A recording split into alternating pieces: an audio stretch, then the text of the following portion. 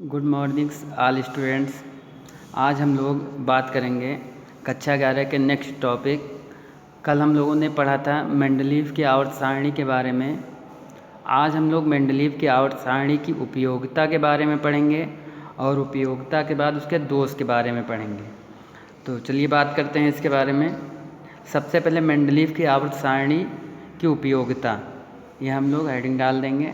फिर इसमें इसकी उपयोगिता क्यों पड़ी, तो हमने इसको कई बार आपको बताया है कि उपयोगिता का कारण क्या था कि बहुत से ज़्यादा एलिमेंट्स खोजे गए थे। उस एलिमेंट्स को कैसे अरेंज करके रखा जाए जिससे नए तत्व को भी उसमें अरेंज करने का सिस्टम बनाया जाए और जो तत्व खोजे गए थे उनके गुणों के आधार पर रखा जाए। तो जैसा कि मोज़ले जी ने कहा और पहले मेंडलीव जी आए, उन्होंने बनाया था, तो वो आवर्त सारणी में कुछ संशोधन करके आधुनिक आवर्त सारणी मोज़ले जी ने मतलब बनाया। तो उनकी मदद के सहायता से जो आवर्त सारणी बनी थी वो आधुनिक आवर्त सारणी बनी थी। तो उसी की उपयोगिता के बारे में हम लोग बात करेंगे।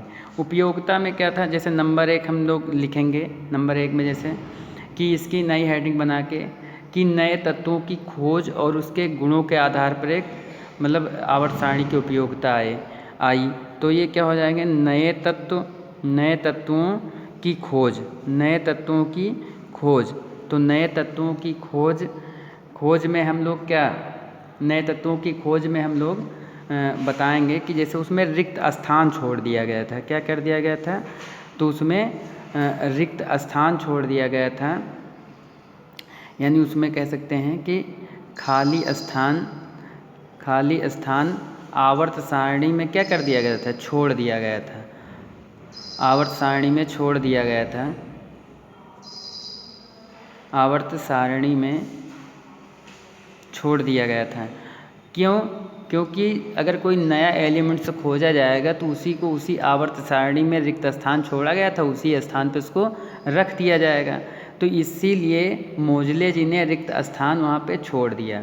तो एक उपयोगिता तो ये हो गई, जैसे अब नए इन स्थानों पे नए एलिमेंट्स जो रखे गए थे, जो यहाँ पे क्या हो गया कि जो नए एलिमेंट्स रखे गए, तो नए एलिमेंट्स में जैसे हम लोगों ने क्या रखा था, स्कैंडियम, फिर जैसे गैलियम, अब ये क्या है, जर्मेनियम। इस तरह के एलिमेंट्स जो नए एलिमेंट्स थे उनको आवर्त सारणी में रखा गया। और आप लोग इसका नोट्स आपको मिल ही गया है, तो नोट्स से आप लोग लिख ही लिए होंगे, तो उसको समझना है और उसको समझते चलिए। फिर क्या है, जैसे इसकी उपयोगिता का एक कारण और था, कौन था कि परमाणु द्रव्यमानों का संशोधन। परमाणु जो द्रव्यमानों का जो संशोधन था, क्या था, संशोधन था। तो इस संशोधन में जैसे क्या होगा, कुछ परमाणु द्रव्यमान संशोधन जैसे हुआ, पहले आवर्त सारणी में नहीं था। अब इसमें जैसे अब आप जानते होंगे प्लेटिनम है, क्या है, प्लेटिनम, और तथा क्या है, यूरेनियम है, यूरेनियम। इनके परमाणु द्रव्यमान में आवर्त सारणी में देखा गया और अनुमान लगाया गया, और उनके परमाणु द्रव्यमानों के अकॉर्डिंग ही इनको वहाँ पे सारणी में स्थान दिया गया। उसी सारणी में उनका स्थान दिया गया। किसका, परमाणु द्रव्यमानों के संशोधन के बाद प्लेटिनम और यूरेनियम धातु को स्थान दिया गया। फिर क्या है कि इसमें और देखा गया कि कुछ एलिमेंट्स का अध्ययन करने में, जैसे अध्ययन करने में सहायता मिली। तो अगली हेडिंग रहेगी कि अध्ययन करने में सहायता। तो अध्ययन करने में सहायता क्या मिली, इसको हम लोग जानेंगे। तो जैसे अब तक कितने 117 एलिमेंट्स खोजे जा चुके हैं, और इनको 117 एलिमेंट्स को 9 आवर्त में रखा गया था पहले। तो केवल इन 9 वर्गों में अध्ययन से इनके जो तत्व थे, इनकी प्रॉपर्टीज़ का अध्ययन करना बहुत ही मतलब सुगमता से नहीं होता था। तो इस प्रकार से इन्होंने क्या किया कि 9 वर्गों में अध्ययन से इनके सभी जो तत्व थे 117, उनके गुणों के बारे में बहुत कुछ जानकारी मिल जाती है। और क्या है, इस आवर्त सारणी में जैसे इनको रखा गया अब 9 वर्गों में, तो उसी से अब ये क्या है, पता चल जाता है कि उसकी प्रॉपर्टीज़ क्या हैं, उसके गुण क्या हैं। जैसे हम अगर बात करें वर्ग में, तो वर्ग में जैसे हम ऊपर से नीचे आते हैं तो जैसे लिथियम, जैसे फर्स्ट वर्ग में आते हैं तो लिथियम, सोडियम, फिर क्या हो जाएगा, लिथियम के बाद क्या आएगा, सोडियम आएगा, सोडियम के बाद पोटेशियम आएगा, रूबिडियम, सीजियम, फ्रेंसियम, ये जितने एलिमेंट्स हैं उनकी संयोजकता क्या थी, उनकी संयोजकता समान थी। तो यानी अध्ययन करने में सहायता क्या मिली, ये हम कह सकते हैं कि उनकी जितनी भी संयोजकता थी उसको हम, संयोजकता हो गई, उसका इलेक्ट्रॉनिक विन्यास करने पे वो एस ब्लॉक में एंटर करता है, ये हो गया लास्ट इलेक्ट्रॉन। तो इसका अध्ययन करना हमें आसान हो गया, ये हम लोग जानते हैं। अब हम बात करते हैं इसके दोष के बारे में, इसके दोष के बारे में बात करते हैं। तो इसके दोष के बारे में बात करते हैं तो दोष में हम लोग क्या ध्यान देंगे कि इसके दोष क्या हैं। अब इसमें दोष में जैसे हाइड्रोजन का स्थान है, सबसे पहले हम देखेंगे कि हाइड्रोजन का स्थान।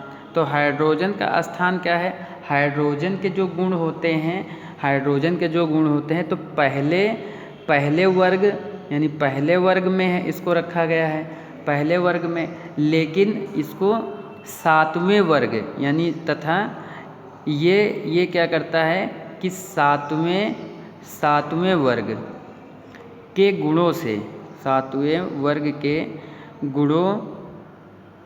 गुणों से एक समानता पाई जाती है, समानता पाई जाती है। तो ये क्या है कि समानता जब पाई जाती है, तो जब समानता पाई जाती है तो इसका मतलब क्या, उसके समान होने चाहिए, लेकिन ऐसा कुछ नहीं है, क्योंकि उसके समान होना चाहिए लेकिन उनको वहाँ पे नहीं रखा गया है। तो इसको हम वहाँ रख सकते थे और यहाँ भी रख सकते थे, ये इसका एक फैक्ट है यानी दोष है, ये हम लोग इसको ध्यान रखेंगे। फिर क्या है, असमान तत्वों का एक स्थान पर न रहना। तो एक ही समान पर न रहना अर्थात कह सकते हैं कि असमान तत्वों का एक साथ रखा जाना, ये भी एक दोष है। जैसे मान लिया कि आपने देखा होगा कि लिथियम है वो हो गया, और भी हमने बताया lithium, sodium, potassium, rubidium, caesium, francium, ये क्या है, कम क्रियाशील हैं। और इसी में क्या हो गया कि हम लोग मुद्रा धातुओं को भी रख देते थे प्रथम वर्ग में के साथ, प्रथम वर्ग के साथ में रखा जाता था। जैसे ये लिथियम, सोडियम और ये पोटेशियम। इससे पहले असमान ये डाल दीजिए हेडिंग, असमान तत्वों को रखना। तो ये क्या, इसमें हम क्या देखेंगे कि लिथियम, सोडियम, पोटेशियम, रूबिडियम और इसके बाद रूबिडियम, सीजियम और फ्रेंसियम, इन तत्वों के साथ में जो हमारी मुद्रा धातुएं हैं, क्या हैं, मुद्रा धातुएं हैं। तो मुद्रा धातुओं को के साथ प्रथम वर्ग में रखा गया, के साथ प्रथम वर्ग में रखा गया। तो ये प्रथम वर्ग में भी इसको रखा गया, ये इसका अपवाद है। ऐसे कई अपवाद हैं जो इसमें हम मतलब बता सकते हैं आपको, कि जैसे लेंथेनाइड, एक्टिनाइड तत्व होते हैं इनके स्थानों में। तो इनके स्थानों में जैसे देखा होगा कि कुछ ऐसे एक्टिनाइड, लेंथेनाइड तत्व होते हैं। जैसे आपने ये पढ़ा होगा कि लेंथेनाइड, एक्टिनाइड तत्व जो हैं, अब जैसे 58 से उठा के उन्होंने एलिमेंट्स को 58 से उठा के 71 तक एलिमेंट्स को अलग रख दिया। फिर 89 के बाद 90 से लेकर 103 तक एलिमेंट्स को उठा के रख दिया। तो इनको जो बाहर एलिमेंट्स को रखे गए हैं, ये अपवाद है। उसको अगर बनाते आवर्त सारणी को तो एक क्रमबद्ध तरीके से बनाते, तो उस तरह से क्या होगा, इसके दोष के बारे में हम लोग अध्ययन आसानी से कर लेते, मतलब अच्छी आवर्त सारणी हमारी बन जाती। तो इसको भी मतलब मोज़ले जी ने कुछ फैक्ट में रखा, लेकिन अभी संशोधन हो रहे हैं, तो धीरे धीरे संशोधन सही हो रहा है, तो ये सही हो जाएगा। लेकिन अभी जो बात किया जाए कि इसके स्थानों में या इसके लेंथेनाइड, एक्टिनाइड जो एलिमेंट्स हैं, तो उनको वहाँ से उठा के वहाँ उनको नहीं रखना चाहिए था। ये आप लोग इसको भी समझेंगे और लिखेंगे इसको। फिर हम लोग बात करते हैं वर्गों का विवरण। तो वर्गों का विवरण क्या होता है, अब इसी में हम लिखेंगे कि वर्गों का विवरण, अगली हेडिंग है वर्गों का विवरण। तो वर्गों के विवरण में हम लोग क्या देखेंगे कि वर्गों के विवरण में देखा होगा कि दीर्घ आवर्त जो सारणी होती है उसमें 18 वर्ग होते हैं। 18 क्या होते हैं? वर्ग होते हैं। अभी हम आपको इसको दिखा देंगे। तो आप लोग का नोट्स तो हम आपको प्रोवाइड करवा चुके हैं, तो नोट्स से आप लोग अपना नोट्स तैयार करते रहिए, लेकिन उससे इसको क्या जो पढ़ा रहे हैं इसको समझते रहिए। अब क्या है कि इसमें 18 वर्ग बताए गए हैं, जिनको हम क्या कह सकते हैं? वर्ग कहते हैं, या समूह कहते हैं, या कुल कहते हैं, या परिवार कहते हैं। जैसे हम लोगों ने पढ़ा होगा कक्षा 10 में पढ़ा होगा कि जैसे ये कार्बन परिवार हो गया, नाइट्रोजन परिवार हो गया, या ऑक्सीजन परिवार हो गया। ये परिवार के तत्व जो होते हैं इसी वर्ग या समूह के तत्वों को कहा जाता है। ये हम लोग जानते हैं। फिर इसमें क्या होता है? इसमें 1 2 3 4 करके 18 तक वर्ग होते हैं, और इनका नाम भी दिया गया है। इनका वर्ग जो हैं वर्ग कैसे दिया गया है? तो फर्स्ट ए वर्ग, सेकंड ए वर्ग, फिर थर्ड ए वर्ग, ऐसे ही इसका वर्ग दिया गया है। तो इसमें क्या हो गया? फर्स्ट सेकंड नहीं, थर्ड बी वर्ग होगा, थर्ड बी वर्ग होगा। फिर क्या होगा? 4 बी वर्ग होगा। फिर क्या होगा? यहाँ पे 5 क्या होगा? 4, अभी देखें 4 क्या होगा? 4 बी वर्ग होगा। अब 4 बी वर्ग हो गया, फिर 5 क्या होगा? बी वर्ग होगा। ऐसे ही सभी वर्गों को दिया गया है, सभी वर्गों को दिया गया है। और ये सभी वर्गों को हम पहले क्या पढ़ेंगे? 7 8 वर्ग तक जाएंगे, 8 वर्ग तक जाएंगे। अब 8 वर्ग तक जाएंगे, इसमें बी वर्ग भी हो जाएगा। फिर इसके बाद इसमें ए और बी वर्ग में हम लोग पढ़ेंगे। इसके बाद हम देखते हैं, अभी जैसे हम आपको इसको बना के यहाँ पे मॉडल बना के दे रहे हैं पीरियोडिक टेबल का। यहाँ पे देखिए, जैसे ये हमने क्या किया, एक लाइन ड्रा किया और ये यहाँ पे ड्रा किया। अब हमने क्या किया, इसको ऐसे बनाया और ये ऐसे बना दिया, फिर ऐसे इसको इससे मिला देंगे, फिर इसको यहाँ रखेंगे।